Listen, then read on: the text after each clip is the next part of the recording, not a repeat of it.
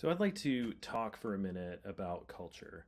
And there's a lot of conversation that happens about culture in our industry. And I one of the things that I like to say is that culture is actually the greatest competitive advantage in attracting and retaining talent. I have conversations with so many MSP owners who have such a hard time actually finding the right people and keeping them on the team.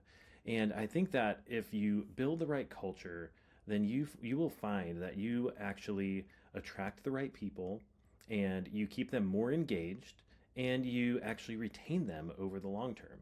And so how do you do that is really the question. I think a lot of times that we kind of create these values and put them up on the wall. And most MSPs have values that are something like, well, their integrity and their excellent customer service and their honesty and all of these terms. And what do they really mean, right? A lot of those are permission to play values, as Lencioni would say, that it's just like you actually need to have that in order to just have a company at all, and in order for anybody to do business with you.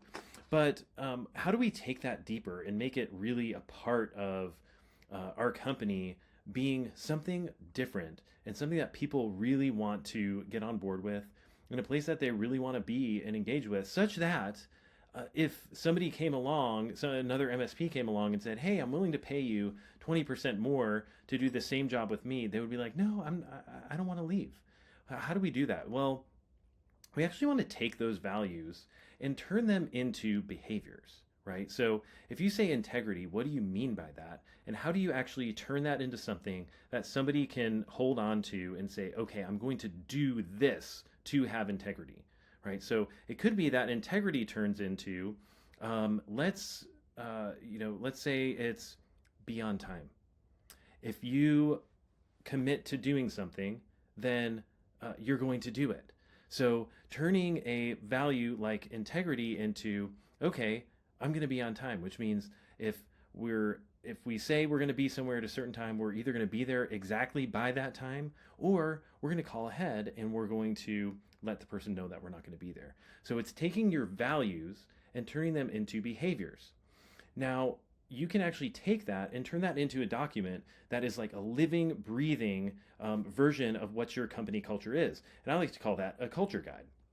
And I have examples of that and what that looks like, but really taking, okay, what are the values and how can we turn them into behaviors that our team can really get behind?